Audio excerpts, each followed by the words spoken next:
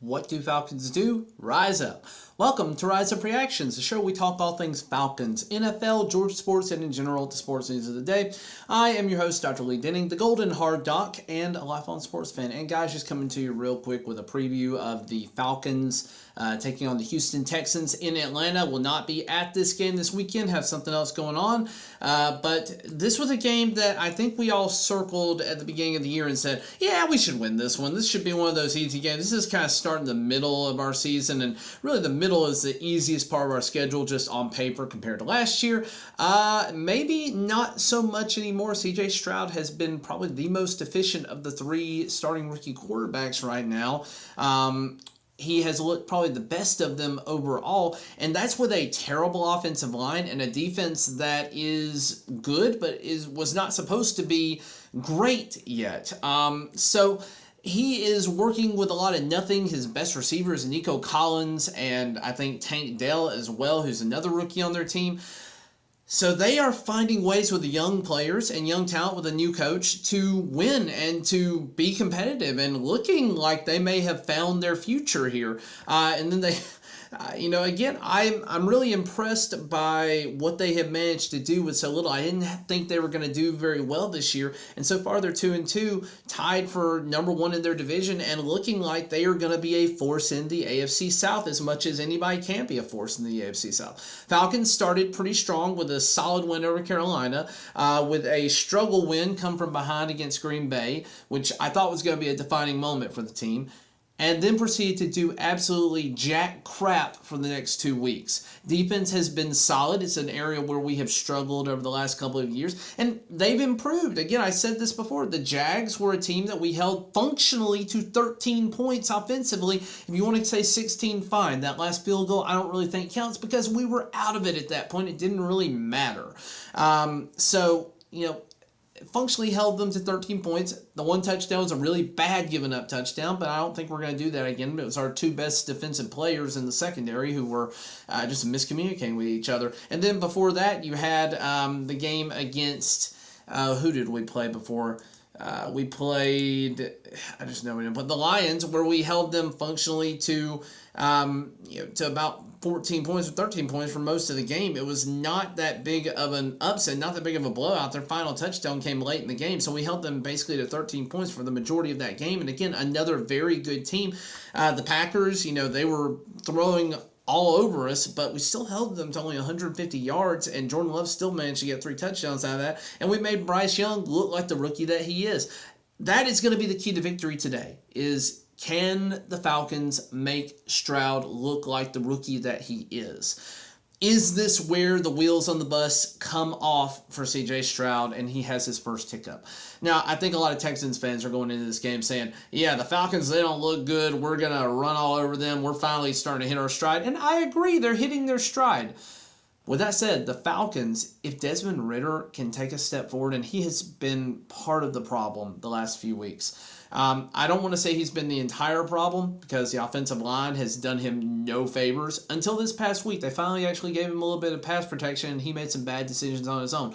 But up until that point, he was not doing bad all by himself. He was having a lot of help in that badness. We need to get the ground game going early. That has been a problem as well.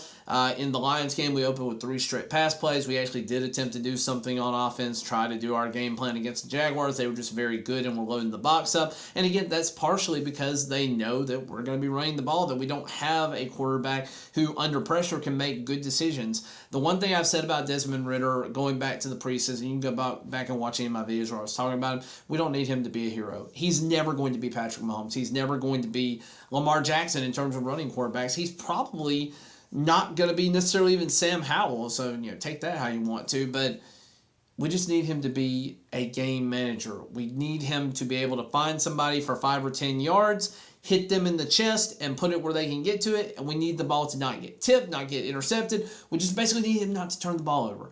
And in the league so far, he is leading the league in turnoverable plays. He has been incredibly fortunate that 2 of his passes didn't get picked off in the Green Bay game, that another couple didn't get picked off last week against the Jags, even though he did have 2 picks. There were 2 more that could have been a problem, and he did fumble late in the game there. But again, if he can fix the turnover issue, and just get a little more efficient, then we'll be better.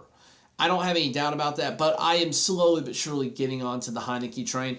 If we're not going to do Heineke, if we're not going to do Ritter, and we're still trying to compete for this season, I don't know necessarily what the plan is. We may end up having to trade for a quarterback like Kirk Cousins, or we would have to probably sign somebody like old man Matt Ryan, or God forbid Carson Wentz, and have him and Heineke on the same team again, or maybe Big Dick Nick Foles or something. But anyways, guys, we are slowly but surely starting to find out what this team is going to be. The first 2 weeks were very good. The last 2 weeks have been very bad. I still think the Falcons can win this game. Defense has to get pressure on Stroud. If we don't get pressure on Stroud, if he finds a way to have enough time to complete passes, if he can break apart any of the zones that we have now, we've been playing a lot of man, but he can still find a way to get the ball to his guy. He has the receivers that are playing with a chip on their shoulders, trying to get that next contract, who are all there trying to basically will this team to an AFC South Division title. The Falcons have to have that same intensity. The front four have to have that same intensity trying to get to him. We have not had nearly the pressure that I thought we were going to have on any of the quarterbacks that we played so far. I think we can certainly improve that as we go along here, and I would really like to see if Ryan Nielsen's scheme takes full effect this week.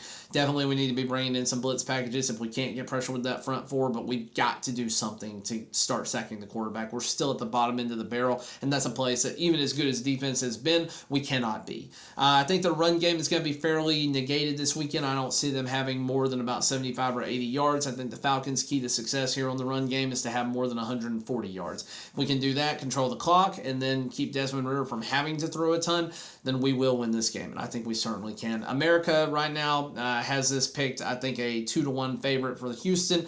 The stat trackers, the matchup predictor says about 53% for the Falcons, 47% for the Texans. So again, if you go by analytics, looks like the computer is still picking the Falcons here. I'm going to pick the Falcons as well. I'm not going against the Dirty Birds.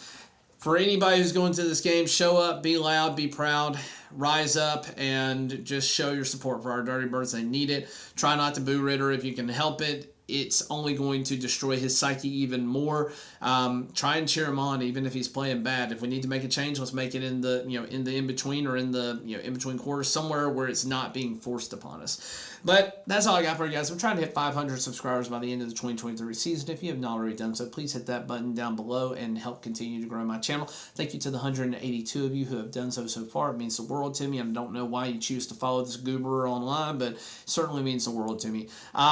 Again, thank you for liking, sharing, and subscribing. And as always, rise up.